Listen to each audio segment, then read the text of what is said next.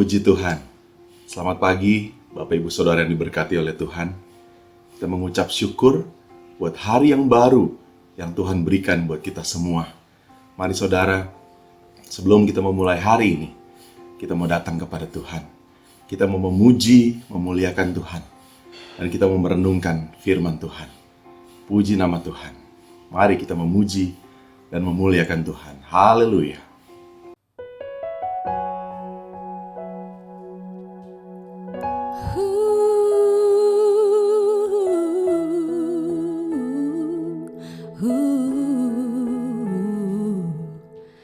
Inilah rinduku kepadamu,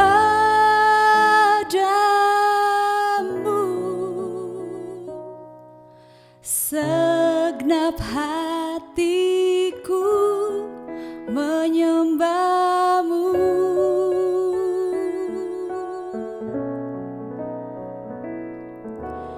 Seluruh jiwaku memujimu,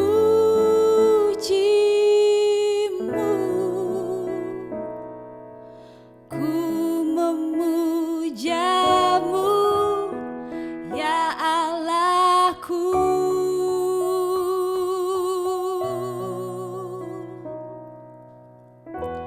Ku berikan hatiku dan jiwaku,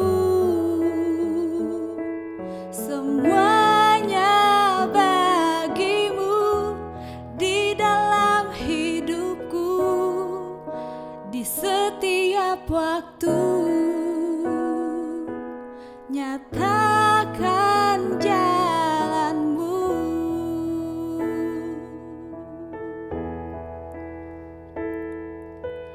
Inilah rinduku kepadamu,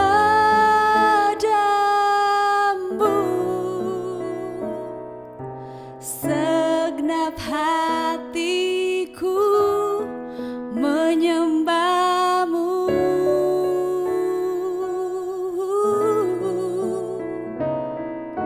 Seluruh jiwaku memujimu,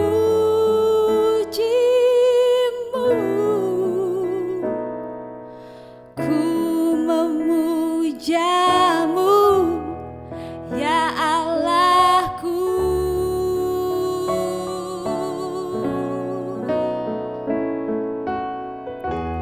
Ku berikan hatiku dan jiwaku,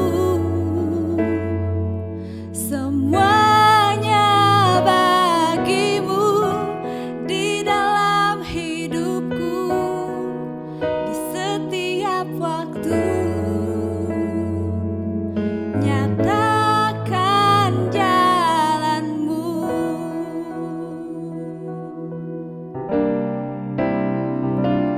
Oh, ku berikan hatiku dan jiwaku, oh, semuanya bagimu di dalam hidupku, di setiap waktu. Nyatakan jalanmu. Nyatakan jalanmu. Oh, nyatakan jalanmu.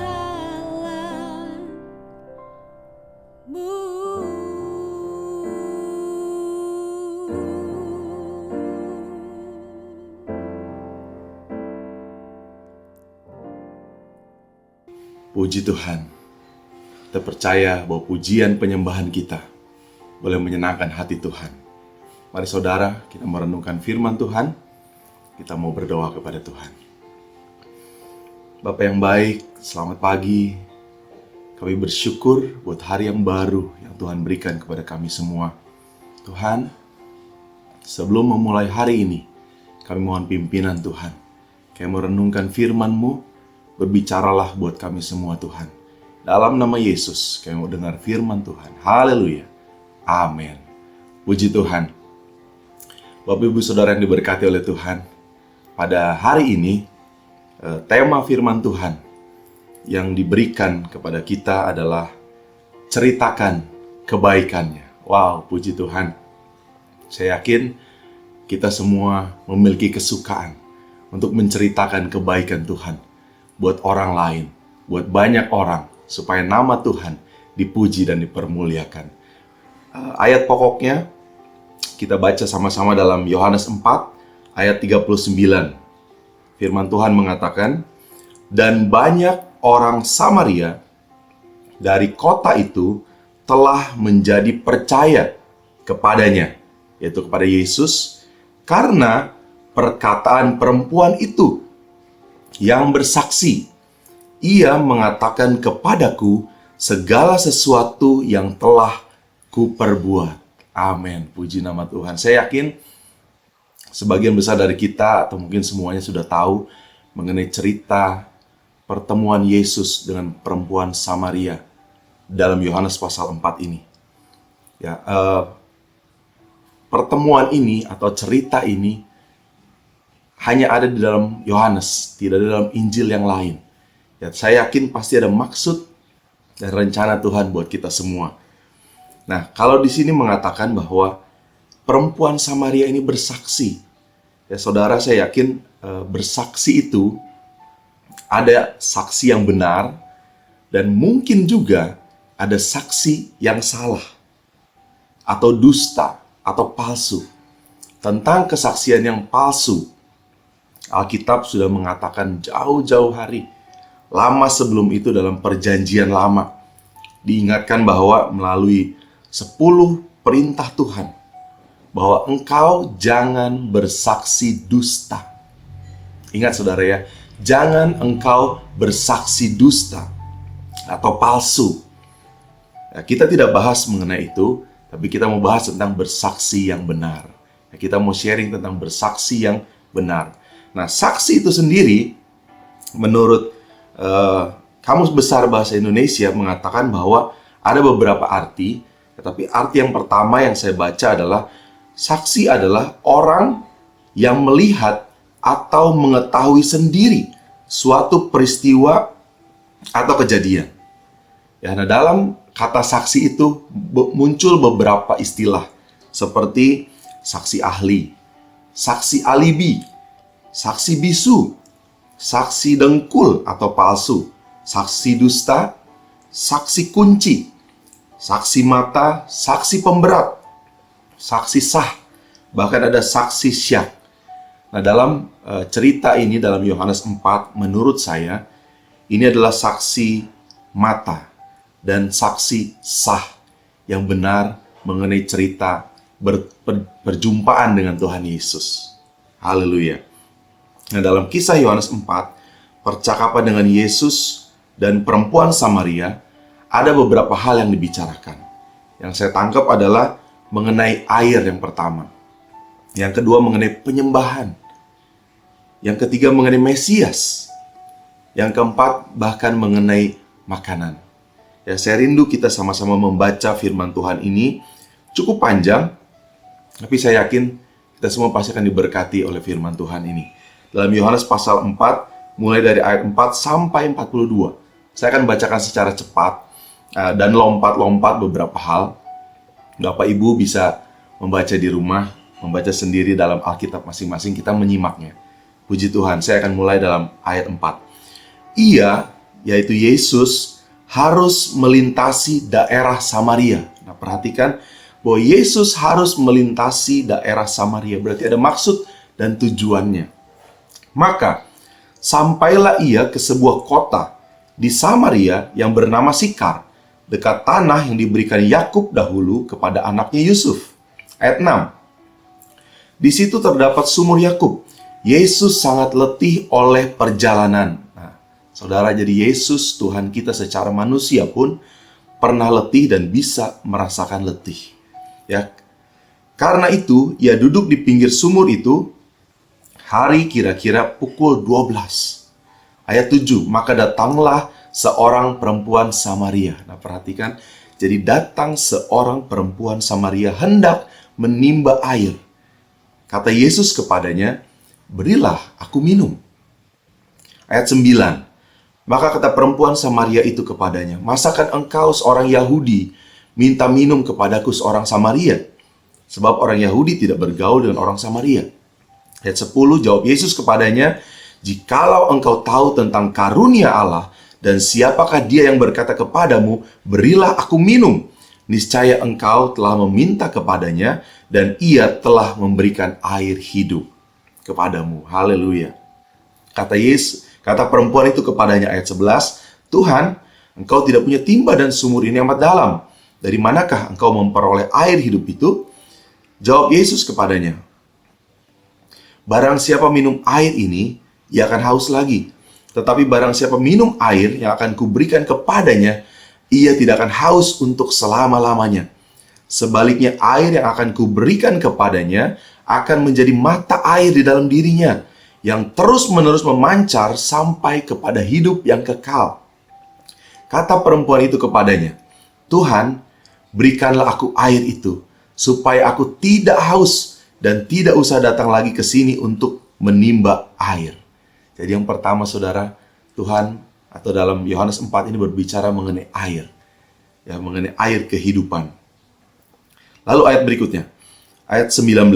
Kata perempuan itu kepadanya, Tuhan, nyata sekarang padaku bahwa engkau seorang nabi.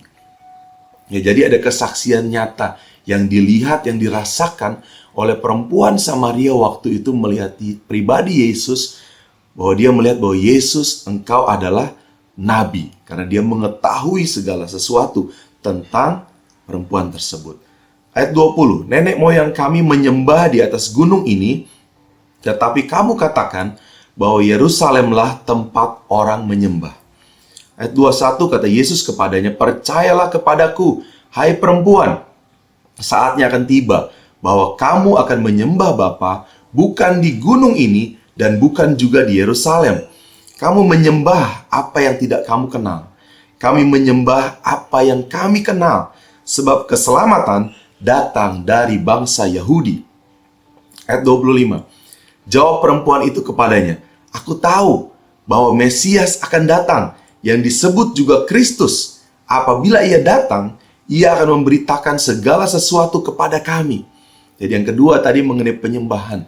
Ya, Yesus mengingatkan bahwa akan ada penyembah benar yang akan menyembah Bapa dalam roh dan kebenaran. Dan yang ketiga, perempuan ini tahu bahwa akan datang Mesias.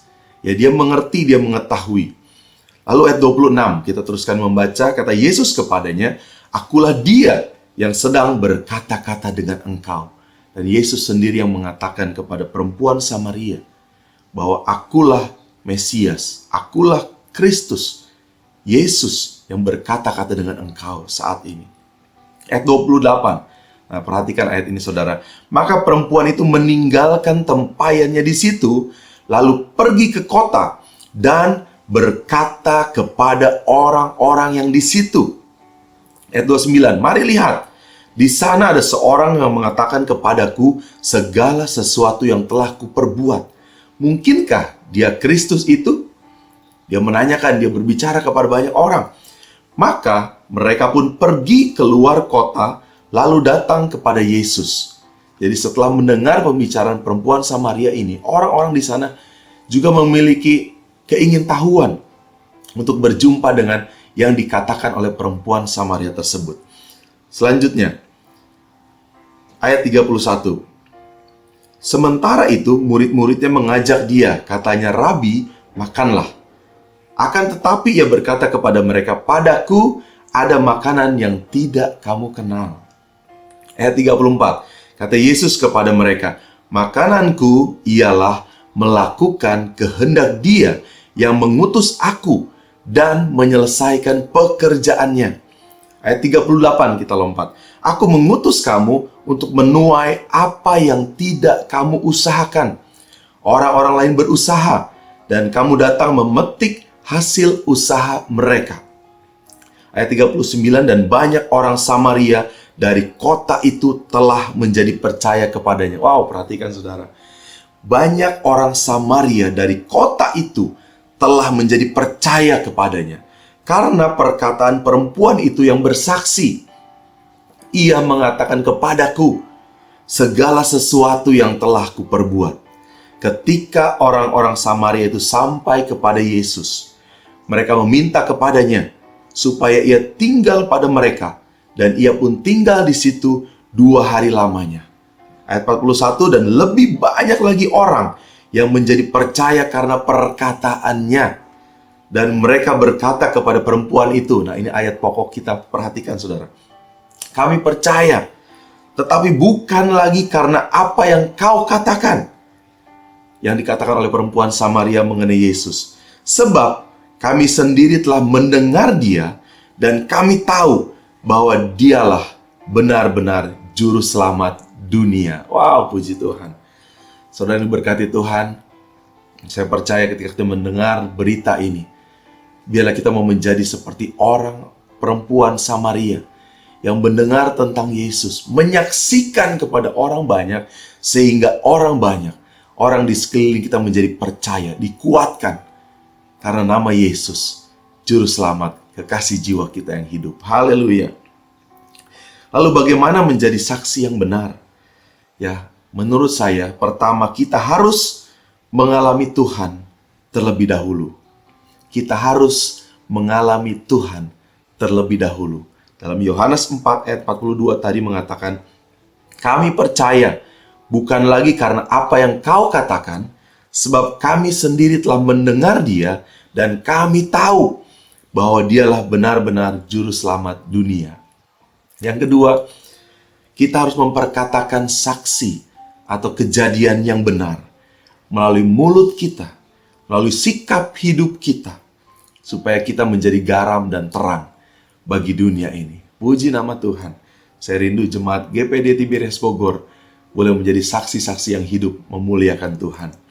Dalam 2 Timotius 1 ayat 8a mengatakan, jadi janganlah malu bersaksi tentang Tuhan, dan janganlah malu karena aku, kata Rasul Paulus.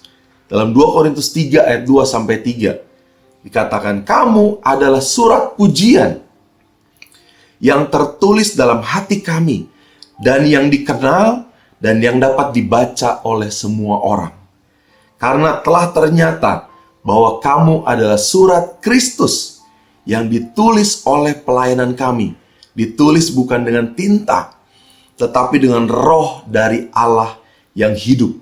Bukan pada loh-loh batu, melainkan pada loh-loh daging, yaitu di dalam hati manusia. Puji nama Tuhan.